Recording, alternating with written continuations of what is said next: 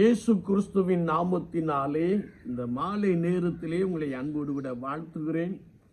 வேதத்தின் வெளிச்சம் என்ற வார்த்தையின் அடிப்படையிலே நீங்கள் அழைக்கப்பட்ட அழைப்பை பாருங்கள் என்று நாம் தியானித்துக் கொண்டிருக்கிறோம்.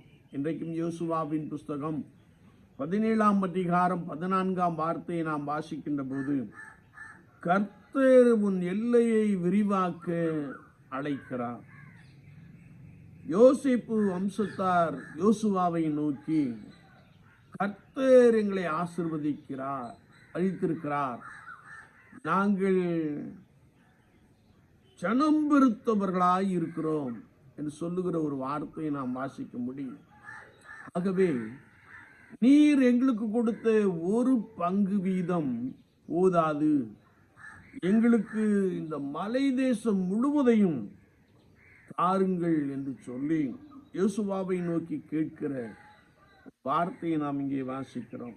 அதற்கு யோசுவா, நீங்கள் மலை நாட்டை முழுவதையும் எடுத்துக்கொள்ளுங்கள், காடுகளை அழித்து உங்களுக்கு கூடாரங்களை போட்டுக் கொள்ளுங்கள், அது மாத்திரமல்ல நீங்கள் கானானியரை துரத்துவீர்கள் என்று சொல்லுகிற ஒரு வசனத்தை நாம் தெளிவாய் அறிந்து கொள்ள முடியும்.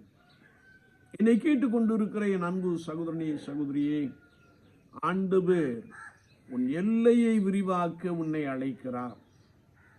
நீ கர்த்தரிடத்தில் கேட்கின்ற பொழுது கர்த்தர் உனக்கு எல்லாவற்றையும் தர வல்லவராக இருக்கிறார் என்பதை குறித்து வசனம் மிக ஆழமாக கற்றுக் கொடுக்கிறது. எனவேதான் ஆதியாகமத்தின் புஸ்தகம் 28ஆம் அதிகாரம் 14ஆம் வார்த்தையை நாம் வாசிக்கின்ற போது, நீ மேற்கேயும் கிழக்கேயும் வடக்கேயும் தெற்கேயும் பரம்புவாய் என்று சொல்லப்பட்டிருக்கிறது. என்னை கேட்டுக்கொண்டு இருக்கிற என் அன்பு தெய்வ ஜனமே, நீங்கள் கர்த்தரை நோக்கி பார்க்கின்ற பொழுது அவர் உங்கள் பணியை ஆசீர்வதிக்கிறார். உங்கள் பணியிலே உங்களுக்கு உயர்வை மேன்மை உண்டு பண்ணுகிறார். உங்கள் வியாபார ஸ்தலத்தை கர்த்தர் பெருக பண்ணுகிறார். தொழிலை கர்த்தர் ஆசீர்வதிக்கிறார்.